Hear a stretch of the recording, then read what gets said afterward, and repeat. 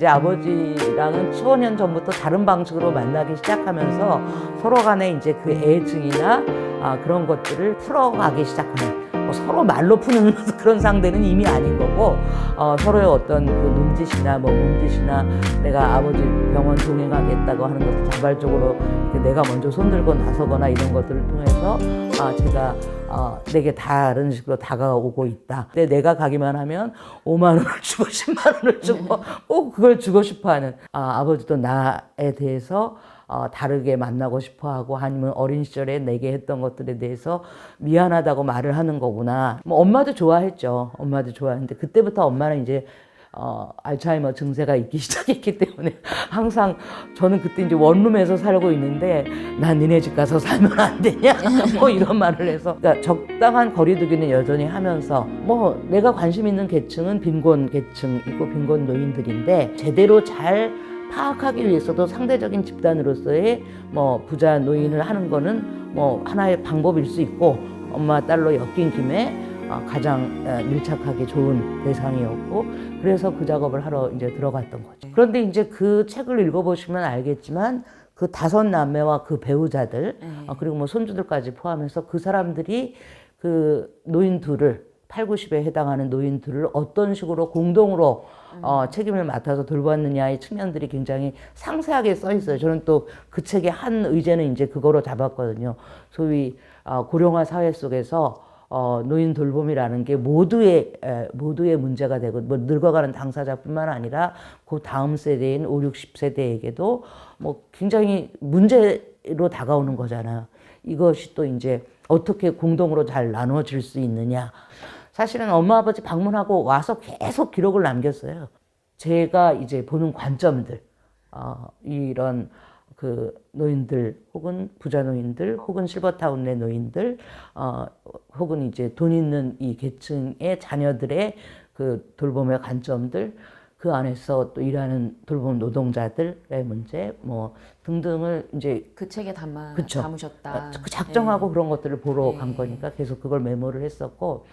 이 책의 후기를 보면 알츠하이머에 걸린 부모를 둔 자녀들이 쓴 게 굉장히 맞아요. 많더라고요. 맞아요. 알츠하이머가 걸린 부모를 둔 자녀들에게 좀 해주실 만한 조언? 이런 것들이 있으시다면. 그래서 알츠하이머, 치매 뭐 이런 것들이 굉장히 무서운 질병처럼 맞아요. 좀 이렇게 두려운 그쵸? 질병이죠. 누구나 다 두려워요. 사실 뭐 제가 보기에, 제가 노인복지 현장에서 알츠하이머에 걸린 노인들을 보거나 제 엄마의 사례를 보거나 그렇게 두려운 건 아니에요. 신체적인 퇴행은 좀 다른 문제라고 보는데, 그 어떤 기억력이나 혹은 왜곡 뭐 이런 것들은, 제가 엄마가 보이는 그 알츠하이머 증세에서 소위 이제 자식들에 대한 어떤 의심, 돈에 대한 집착, 남편에 대한 의심, 뭐 이런 것들은 보면은 이유가 있는 거거든요.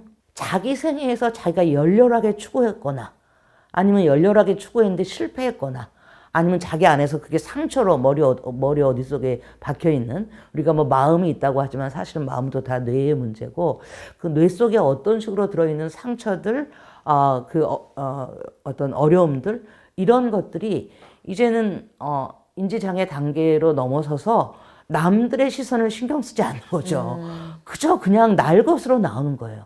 날 것으로 나오다 보니까 더 맹렬하게, 우리는 정말 항상 남의 눈치를 보고, 심지어는 자기 자신도 스스로 감시하잖아요. 그것조차도 없어지는 속에서 날 것으로 나오는 거예요. 그러니까 그 증상들을 가만히 보면 이 사람이 어떤 생애를 살았고 어떤 상처가 있었고, 그래서 이 상처와 만나려면, 지금 이 사람이 보이는 증상과 만나려면 내가 이 사람을 어떤 식으로 대하면 그래도 조금 나아지겠구나, 이게 나오는 거거든요. 근데 다른 노인들에 대해서 내가 그들의 생애를 충분히 알고 있지 못했기 때문에 더 잘하지 못했죠. 근데 이제 엄마의 증상을 보면서는, 엄마가 마지막에 보이는 증상이 큰아들을 끝까지 의심하는 거예요. 엄마가 자기 돈으로 그 실버타운에 보증금 몇 억을 내고 뭐 이러고 들어갔음에도 불구하고 큰아들이 나를 여기다 가뒀다는 거예요. 이게 항상 이제 엄마는 자기의 가부장이었던 아버지는 너무 불만스러웠던 가부장이야. 네. 그리고 자기가 만들어낸 새로운 가부장인 아들은 이게 좀 괜찮은 쓸만한 가부장인 거거든요. 뭐 좋은 대학의 교수도 하고 돈도 많고 자기한테도 효자야. 그런데 마지막에 가서는 이거를 의심하는 거예요. 그 다음은 돈이었어요. 끊임없이 자기가 가지고 있는 돈을 조금이라도 이자율이 높은 은행으로 옮겨대는 거야. 그런데 그렇게 해서 번 돈의 가장 큰 덕을 보는 저 영감과 자식 새끼들이 나를 무시한다.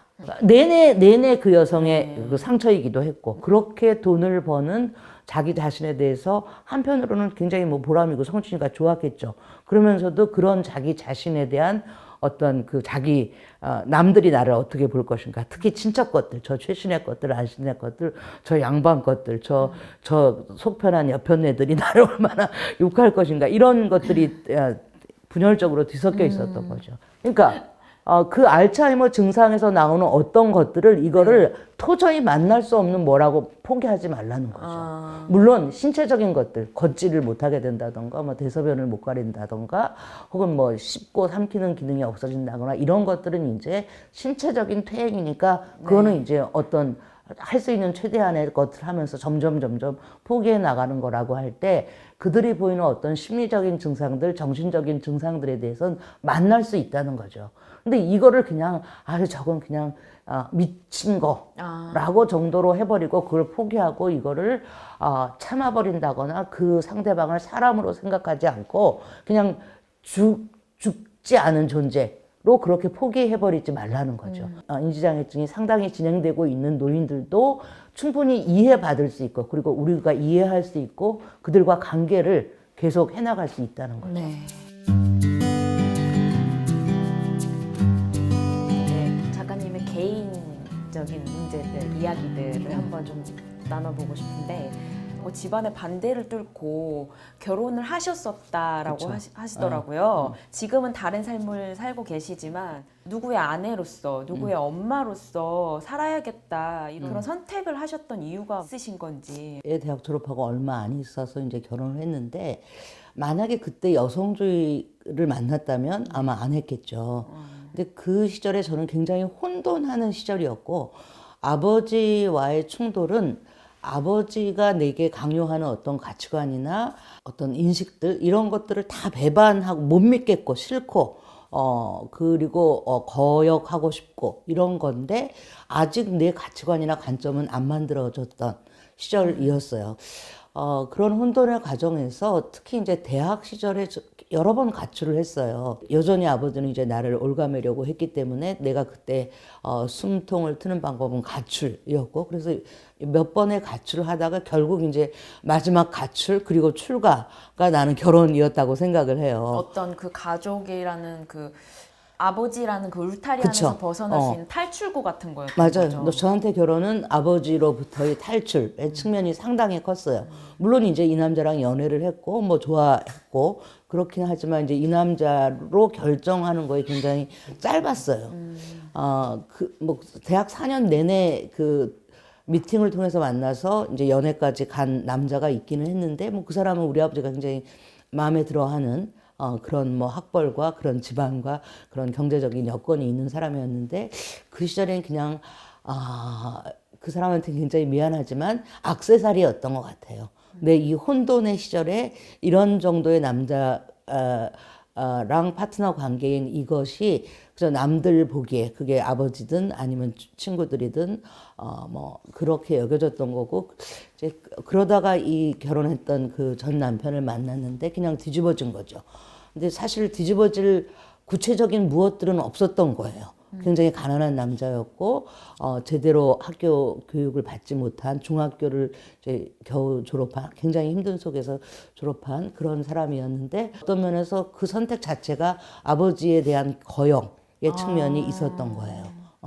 그리고 이제 정확한 어떤 아버지로부터 탈출하는, 또 아버지가 무지하게 반대하는, 그래 너 반대, 나는 나 좋은 대로 해, 뭐 이런 것이 있었고, 근데 이제 남자가 뭐 그렇게 나쁘거나 이런 사람은 아니었고, 그래서 사실은 결혼은 어떤 면에서는 저한테는 혼돈의 과정에서 아버지를 거역한 한 선택의 측면이 상당히 있었고, 결혼해서 81년과 84년에 두 아이를 낳았는데, 여전히 그 시절까지 저는 도대체 내가 누구인지, 내가 무엇을 추구하고 살지, 이런 것들과 관련해서 결정하지 않은 아버지는 거역을 했지만 내 것은 없는 이런 단계였던 것 같고, 그래서 뭐 결혼해서 아이도 생기고 뭐 그 남자랑도 살고 이러는 과정은 그냥 일상이고 책임이 주어지는 거고 뭐 그 삶의 재미도 있고 뭐 굉장히 가난한 집이니까 굉장히 간단했고 여러 가지가 저한테는 가난하다는 거 그냥 간단하다는 거예요. 사람 관계든 뭐 가사 노동이든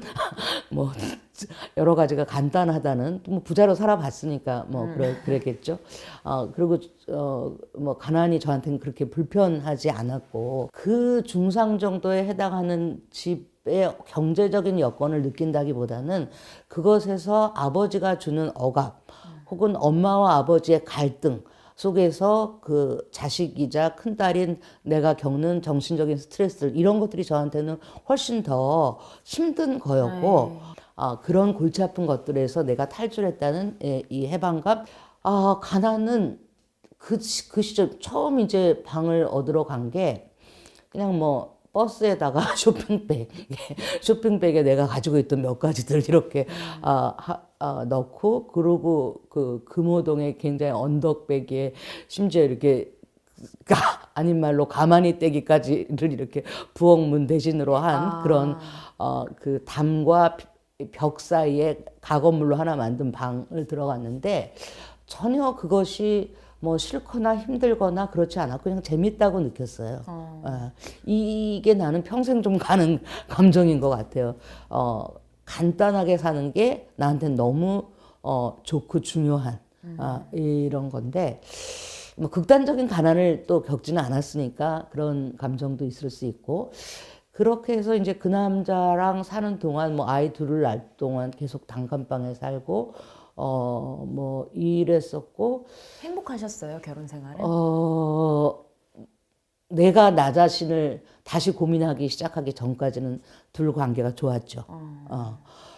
계속 그 혼돈의 과정 속에서 어쨌든 뭐 연애 결혼해서 결혼했고 두 아이를 낳았고 만들어가는 일상들이 나름대로 괜찮았어요. 아이를 키우는 어떤 그 즐거움들도 있고 그랬는데 아이들이 이제 뭐 5살, 2살 정도 이 정도 되면서 다시 또 나는 누구인가? 나는 무엇을 하고 살 것인가? 이 고민이 시작되었고 그 고민들의 어떤 추구 방향 중에 하나가 저한테는 이제 카톨릭이었어요. 네. 남편이 원래 유아 영세한 사람인데 뭐 사업하다가 망하니까 성당을 가고 싶다고 그러더라고요. 그래서 뭐 그러자라고 생각하고 같이 성당을 갔고 사실은 저는 결혼하기 전에는 그 많은 혼돈의 과정에서 뭐 불교도 들락거려보고 개신교도 들락거려보고 원래는 천주교 신자는 아니셨구나. 그렇죠. 뭐 저쪽에 들락거린다고 해서 뭐 신자라고까지는 아니고 그냥 들락거린 굉장히 혼돈하는 속에서 도대체 무엇을 추구해야 되느냐 해서 누구나 신이라던가 어떤 진리라던가 이런 것들은 또 추구해 봄직한 그런 과정이었다고 생각을 하고 집 근처에 독산동 성당도 있고 했기 때문에 성당을 다니기 시작을 했는데 그때부터 내가 빨려 들어가는 느낌이었어요. 그 전까지는 내가 누구인가, 나는 어떻게 살아야 되는가였다면 신앙을 추구하기 시작하면서부터는 도대체 너는 왜 나를 만들었냐, 나에 대한 너의 뜻이 뭐냐, 그거 알려주면 내가 뭐 그거는 하겠다. 이거는 뭐 이제 하나님은 뭐 무슨 숭배하고 이런 게 아니라 그냥 일종의 1대1의 감정인 거죠. 84년에서 87년 정도의 시기를 예수랑 충돌했던 시기라고 표현을 해요. 정말 다른 뭐 교회 교리나 이런 거는 뭐 그 시절에는 조금 이제 그 이해해 보려고 혹은 믿어 보려고 노력을 했지만 이해할 것도 아니고 그건 믿을 것도 아니고 그냥 예수라는 존재, 그것이 저한테는 지금도 뭐 신이라던가 하나님이라던가 이런 의미는 없는 거고 한 존재로서 인간 예수가 살았던 그 길, 그 어떤 선택들, 그의 시선들 이런 것들과 충돌을 했던 거고 지금 뭐 성당도 안 다니고 제일 내가 싫어하는 집단이 종교 집단인데 그럼에도 불구하고 예수는 여전히 나한테 굉장히 중요한 인물, 내가 어떤 결정을 해야 할 때 예수라면 여기서 어떻게 했을까라는 생각을 하고, 물론 내가 매번 그렇게 선택하지는 못하거나 그렇지는 않지만, 뭐 예수가 뭐 2000년 전에 그 어떤 한 남자가 선택한 게 지금 나랑 무슨 상관이에요. 그의 그 고민을 이해하면서 나는 지금 여기에서 어떻게 선택할 것인가를 이렇게 이제 내 거를 꺼내는 거라고 할 때, 하여튼 예수는 나한테 그런 존재였고, 그 카톨릭의 성당들에 있는 단체 중에 하나가 성 빈첸시오 아빠올로회라는 단체가 있어요. 이 성 빈첸시오 아빠올로라는 성인이 가난한 사람들에 대한 어떤 그 뭐 사랑과 뭐 베품과 이런 거를 한 성인인데, 그래서 이 단체는 유일하게 성당에 있는 그 여러 단체들 중에서 기도 중심의 단체가 아니라 그 성당에 있는 지역의 가난한 사람들을 찾아가서 그들에게 필요한 어떤 것을 돕는, 필요하다면 후원금을 모아서 뭐 그들에게 전달을 하거나, 혹은 뭐 그들에게 필요한 뭐 똥오줌을 어떻게 그 도와준다거나 돌봄을 그쵸 하는 그런 거였죠. 그 일을 하면서 굉장히 좋다고 느꼈어요. 그게 굉장히 좀 빈민운동의 시작이셨던 아마 그때 그랬던 것 같아요. 네. 그러면서도 또 고민은, 이렇게 이제 가난한 사람들을 돕는 거는 필요한데 이렇게 가난을 계속 만들어내는 이거는 그럼 놔둘 것인가의 고민도 있었죠. 그러면서 저는 한국 사회에서 내가 신앙인으로 사는 게 어떻게 하는 게 잘 사는 것인가의 고민이 그 독산동 본당에서 활동을 하면서 그 고민이 시작됐고, 그 고민이 당연히 이제 천주교 사회운동으로 넘어왔던 거죠. 그 시절에 천주교 정의구현 전국연합이라는 평신도 사회운동 단체가 있었고, 이제 사제들의 모임은 천주교 정의구현 사제단이 있었고, 그래서 그 활동을 시작한 게 87년이에요. 저는 뭐 학생운동이나 이런 걸 전혀 안 했던 거죠. 대학 때는 계속 혼돈의 시절이었고, 별의별 짓을 다 하고, 도벽과 뭐 그 섭식장애와 모든 이상한 짓들을 다 하면서, 도대체 나는 왜 이러나, 나를 이해할 수 없는 그런 내면의 어떤 투쟁이 내면의 투쟁을 하고 혼돈으로, 계셨던 혼돈으로 네. 정리되지 않은 채 그런 거였다면, 이제 예수랑의 충돌을 통해서는 내가 어떻게 살지는 분명해진, 뭐가 되고 뭐 이런 거는 여전히 지금도 뭐 관심이 없고 그때도 그랬고, 어떻게 살지는 그 충돌을 통해서 결정이 됐던 것 같아요. 나는 뭘 하고 살까? 무엇이 될까에 대한 고민을 대부분 하잖아요. 근데 어떻게 살지에 대한 고민이 늘 계속 있으셨었던 거죠. 그렇죠. 그게 더 중요할 수도 있겠네요. 그렇죠. 어떤 현장에 가든 내가 어떻게 살지가 분명하면 나는 사는 이유가 있는 거거든. 내가 어떻게 살지가 분명해지기 시작하면서부터는 남편과 갈등이 시작됐죠. 굉장히 가난한, 여전히 뭐 단칸 새방 혹은 뭐 방 2개 정도의 새방을 사는 상황에서 어린아이 둘을 데리고 옆에 내가 사회운동을 시작했으니, 더군다나 남편은 굉장히 가난하게 살았고, 그래서 돈을 벌고 싶은 욕망, 그리고 이제 엄마가 일찍 돌아가셨기 때문에 그 자기가 제대로 돌봄받지 못한 이 상처 때문에 아이들을 잘 돌보고 싶은 욕망, 이런 게 많은 남자였는데, 그런데 이제 그럭저럭 그걸 잘 하던 여자가 갑자기 사회운동을 하고 쫓아다니고, 그때 이제 중요한. 표면적으로는 사회운동을 한 게 갈등의 원인이 됐던 그렇죠. 거죠. 선생님한테는 사회운동이라는 게 어떤 내 안에 나를 찾아가는 과정이었을 수도 그렇죠. 있고요. 그렇죠. 신앙인으로서 내가 네. 어떻게 살지와 관련한 이건 나는 어쨌든 해야 돼라고 하는 어떤 신앙인으로서의 이제 사명감이었다고 한다면, 당신은 뭐 사명감이라는 용어를 써보자고요. 그런 것들 때문에 내가 뭐 엄마의 길을 때려친 것도 아니고 아내의 길을 때려친 것도 아니고, 그것도 할 수 있는 한 하면서 이걸 하는 거다.